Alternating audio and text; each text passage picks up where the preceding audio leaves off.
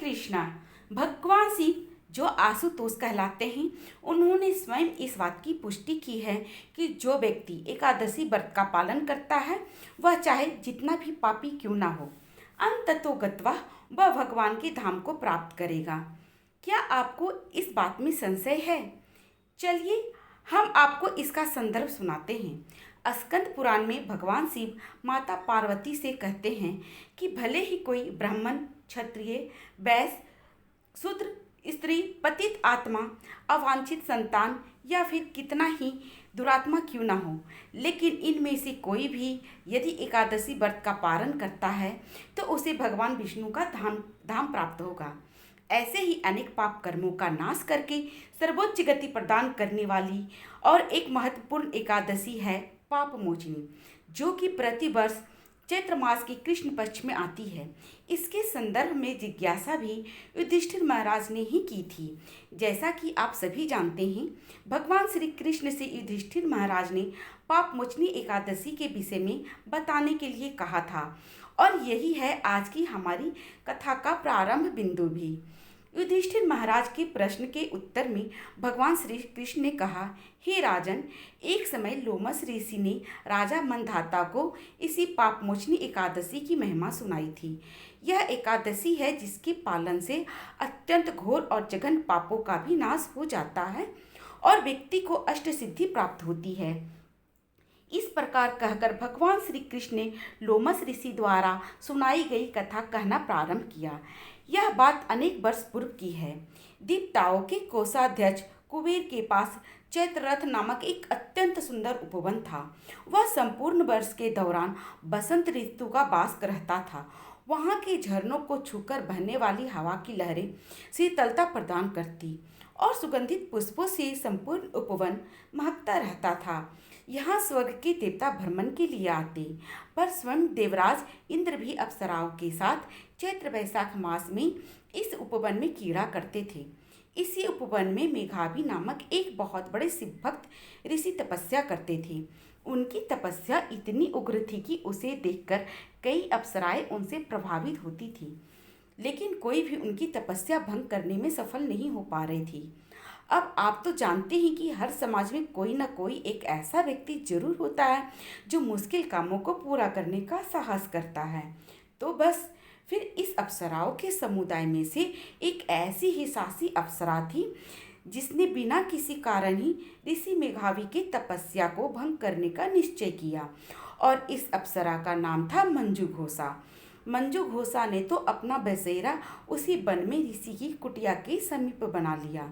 दिन रात वह उन्हें रिझाने में लगी रही, कभी मधुर स्वरों के गीत सुनाकर तो कभी वस्त्रों और आभूषणों की झंकार से उन्हें आकर्षित करने का प्रयास करके, लेकिन ऐसा लग रहा था मानो वह सफल नहीं हो पा रही थी। उतने ही देर में तपस्या के शत्रु कामदेव वहां आ गए। जैसा कि आप जानते हैं, शिव जी ने कामदेव को जलाकर भस्म कर दिया था, इसलिए उनके पास शरीर तो नहीं थी, लेकिन उनकी शक्तियां आज भी उतनी ही प्रबल थी।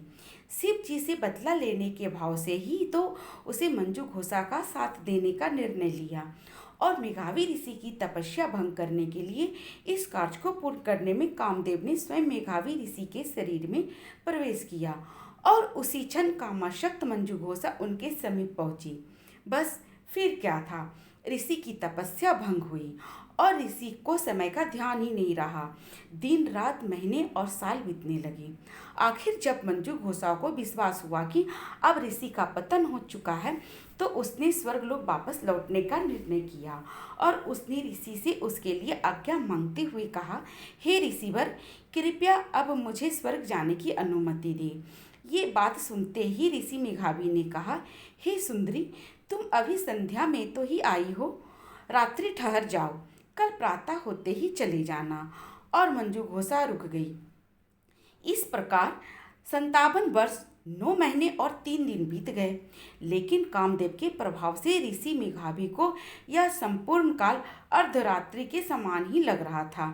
पुनः मंजू घोषा ने ऋषि से जाने की अनुमति मांगी और पुनः ऋषि ने उसे ठहरने के लिए कहा, लेकिन अब मंजू घोषा ऋषि के यौगिक शक्ति से भयभीत हो चुकी थी। उसने मुस्कुराते हुए ऋषि से कहा, हे ऋषि, आपको प्रातः विधि में कितना समय लगेगा? मेरे संग में बिताए गए समय का ध्यान करें। क्या आपको अभी भी तृप्ति नहीं हुई है? जब ऋषि ने यह सुना तो उन्होंने काल की गणना की और अश्रुपूरित नेत्रों से वे बोले, अरे सुंदरी, मैंने अपने जीवन के 57 वर्ष व्यर्थ कर दिए। तुमने मेरे जीवन और तपस्या दोनों का सर्वनाश कर दिया। सच में तुमने मेरे जीवन में एक चुड़ैल जैसा कार्य किया है। इसलिए मैं तुम्हें श्राप देता हूँ कि तुम इसी क्षण पिशाच योनि में जाओगी। ऋषि की वाणी सुनकर मंजू घोषा अत्यंत भयभीत हो गई और कांपते हुए ऋषि से क्षमा याचना करने लगी। लेकिन मेघावी ऋषि ने उसे कहा, इस श्राप को मैं मिथ्या नहीं कर सकता, लेकिन यदि तुम इस योनि में रहकर भी चैत्र मास की कृष्ण पक्ष में आने वाली पाप मोचनी एकादशी का गंभीरतापूर्वक पालन करोगी तो तुम इस पिशाच योनि से मुक्ति प्राप्त कर पाओगी। इतना कहकर मेघावी ऋषि अपने द्वारा की गई गलती का प्रायश्चित करने के लिए सीधे अपने पिता च्यवन ऋषि के आश्रम में लौट गए। वे अपने पिता के चरणों में गिर पड़े और उनसे क्षमा याचना करते हुए सारा वृत्तांत कह सुनाया। अंत में मेघावी ऋषि ने कहा, हे पिताश्री, मैंने स्त्री संग में आसक्त होकर अपने सारे जीवन की तपस्या नष्ट कर ली है। कृपया मुझे कोई ऐसा मार्ग बताएं जिससे मैं इसका प्रायश्चित कर सकूं। पश्चाताप से दग्ध पुत्र के शब्द सुनकर अत्यंत दुखी हुए च्यवन ऋषि ने कहा, निसंदेह पुत्र, तुमने अत्यंत भयंकर भूल की है और इसका प्रायश्चित केवल यही हो सकता है कि तुम चैत्र मास के कृष्ण पक्ष में आने वाली पाप मोचनी एकादशी अत्यंत कठोरता पूर्वक पालन करो। ऐसा करने से तो इस पाप से मुक्त हो जाओगे। इस प्रकार मेघावी ऋषि ने उत्साहपूर्वक कठोरता से पाप मोचनी एकादशी का पालन किया। उन्हें अपने तपोबल पुनः प्राप्त हुआ और पाप कर्म से मुक्त हुए। पाप मोचनी एकादशी का पालन करने से मंजू घोषा भी पिशाच योनि से मुक्त हुई और प्रसन्नतापूर्वक स्वर्ग लोक में वापस चली गई।